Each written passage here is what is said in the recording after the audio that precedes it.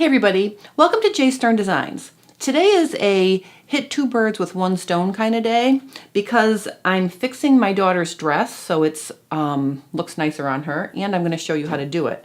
We're going to transform a high-low hemline into a more attractive high, slightly lower hemline. And I guess I can share my view on dramatic high-low hemlines. I really think they're not my favorite. I don't think they're super attractive. And the reason why is because if you've got a very short hem above the knee, let's say, in the front, like this dress is, and then it swoops down in the back a significant amount, it creates sort of a, I want to say, a bathrobe look from behind. So as you're walking someone wearing one of these dresses, walk away from you, this back hem flaps around in the breeze, and it really isn't, I don't think it drapes nice because there's no stability to the hem. It's almost like a strip of fabric hanging down in the back. And then, in the front, you can see the wrong side or the lining of the fabric through your legs. So what I want to do is I want to sort of make it a less dramatic version. Plus my daughter's only 5'8", and having the hem above her knee and then almost to her ankle in the back is really not a good look for her, and it actually makes her look much shorter than her 5'8". So here's what we're going to do. The first thing is I'm going to use pins to mark where I'd like the final length of the hem to be in the back, and I did this while she was wearing it. So you do want to have this dress on the person wearing it and mark the final goal. Okay, and you don't have to mark the whole entire hemline if you're not changing the front hemline. And you can see here I've put pins. Okay, the first, let's say 6 to 8 inches from the back center seam, I'm going to have be completely parallel with the ground. I don't want to create the look of a point. So it's very important when you're shortening these things to keep the first 6, 8, 10 inches parallel with the ground. Then as I start to arrive at the side seam, I'm already swooping up. Okay, so here. And then over here, I'm just gradually blending back into my original front seam. What I'm going to do is I'm just going to mark my line with chalk. Okay, so I'm just going to follow along my pins, and I'm just going to mark along my pins. And then what I'm going to do is I'm going to flip my dress over, and I'm going to follow the pins on the other side. I know this is pretty even because, like I said, I pinned the original hem together down here, so I know it's pretty spot on. I'm not brave enough to cut through a double layer of fabric like this. I'm going to unpin it next. All right, so let's open this up so you can really see the difference in the hem. You can see there's the front of the dress and there's the back of the dress. And you can see there's a lot of wrong side of your fabric showing here as you're breezing around in it. All right, so this is like a double folded hem. I think I just want to make this a really easy job, and I could certainly reproduce this double folded hem, but let's make it super easy. Let's do a very light, narrow rolled hem, and that way after I trim it, I can zip around and hem it in a couple minutes. And I can also show you how to start and stop when you're doing a rolled hem in the round, because that was one of my questions from one of my friends, Kyle, and I figure I can answer her question and finish the hem of this. And this is now hitting 3 birds with one stone, so I'm super excited.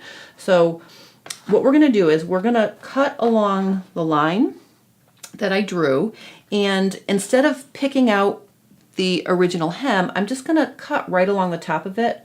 I don't think losing this little 1/4 inch that I'm cutting off is going to really affect the fit in the front that much. I mean, it'll be fine. If I were going to be turning it up, I definitely would not be taking anything off. I wouldn't be cutting off the original hem because I wouldn't want to shorten it, another whole 1/2 inch or more. So what I'm going to do is I'm just going to start along my my center front, and I'm just going to cut right on the stitch line. And then as I get to my chalk line, I'm going to follow that. So see how I'm veering off the hem now? And I'm just going to go around and I'm going to cut off this dress along my chalk line.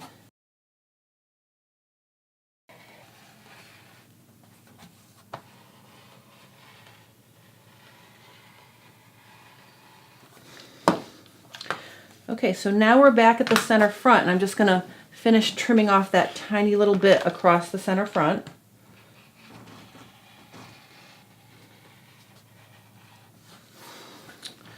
All right, let's look and see how it looks now that I've shortened the hem. You can see, I think this is a much more attractive high-low hemline, and you can see it smoothly transitions from front to back. All right, so now what we're going to do is we're going to set up our serger for a 3-thread rolled hem. All right, so I always love it when I can choose a fun thread to work with. I'm going to use this sulky variegated cotton thread, and I think it'll make a really pretty hem along this dress because it's got a lot of the colors of the fabric in it. So where you want to put this thread is in the upper looper, because remember, the way a rolled hem is formed is the lower looper pulls the upper looper thread around, rolling the fabric and locking it in place. So all you really see is that upper looper. So I've got navy in my serger right now. I'm going to leave all that navy. I'm just going to trade this variegated thread for my upper looper thread. And because I'm being lazy, I'm just going to pull it through. I don't know if you've seen my video where I talk about pulling through to thread your serger. It's a really easy time saver. I don't want anyone to be relying on it to thread their machine because they don't know how to thread their machine though. So if you don't know how to thread your machine, learn how to do that first, and then you can use this easy pull the thread through method to change up threads. Because see, that's really quick. All I had to do was tie it on. And then the other thing I have to do, because I'm working on I have a 4-thread on here right now, I'm just going to take out my left needle, and I'm going to completely also take out the left needle thread too. So there's my needle. I'm going to put that over here to the side, and I'm going to take out that needle thread completely and just loop it over my thread stand. All right, so the other thing I'm going to do to switch my 4-thread to a 3-thread is I'm going to go down here to my stitch length, and I'm going to switch over to the rolled hem range of stitches, and I'm going to put it on 2 for now, and we're going to test it and see how it goes. Changing the stitch length to the rolled hem range of stitches also pulls back my stitch finger. If you have to take your stitch finger out, remember to do that because we want to make this very narrow rolled hem. And that's all I really need to do to fix that. Oh, my cutting width I need to put down to 3.5. All right, so I've got all this lovely scrap that I can work with. So I'm just going to stick it in there and see how it looks. I haven't pulled my thread through, but I can just practice my rolled hem for a second. Oh, you have to put your stitch selector on D, or you have to tighten your lower looper and loosen your upper looper slightly. That's the other thing.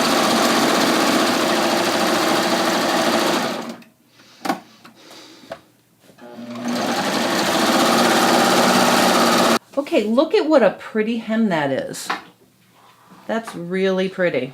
See? There's the wrong side, there's the right side. All right, so here's the good news. Now that I have this really pretty hem, this really pretty rolled hem with the variegated thread ready to go in my serger, I could probably finish this job in 5 minutes. And I'm gonna start somewhere along near the side seam so I can start and stop in a non-obvious position. All right, and at this point, I'm not going to be trimming anything off. I'm just going to be stitching.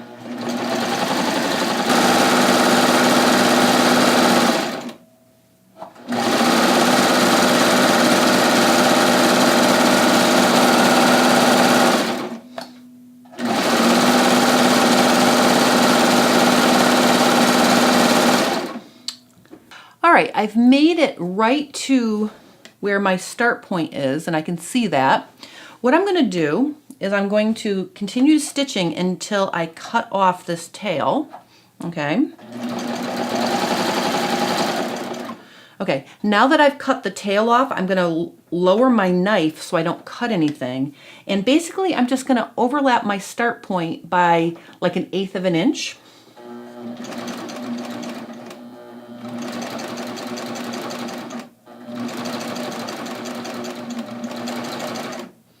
Once I've overlapped about 1/8 of an inch, it doesn't need to be a lot, I'm gonna make sure my needle's up, I'm gonna lift my presser foot, I'm gonna push it off the back, and then I'm going to chain off in the air, and it's gonna make a beautiful seamless finish.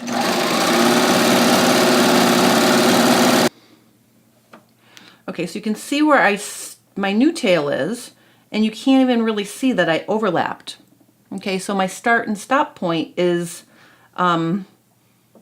completely invisible. I'm just going to treat that with a little fray check, and I'm going to clip the thread. All right, so you can see that my hem is finished and it looks lovely. I haven't even given this some steam yet, and it's almost laying perfectly nice and flat. Once I steam it, it'll be perfect. I did want to show you another close-up of where I started and stopped. All I'm going to do now is dot this with a little fray check. Okay, I'm going to let that dry, and after it's dry, I'm just going to take my scissors and trim that, and you'll never know that there was a start-stop point. Because we're using this very narrow 3 thread, where I went over the seam allowances, you know, it might be a little, you know, some of the threads might be fraying out of the stitching a little bit. So all I'm going to do is treat those with a little fray check too, to keep them nice and neat. Okay, so wherever my seams are, the back looks almost perfect, but I'm just going to treat it with a little fray check, and also my other side seam.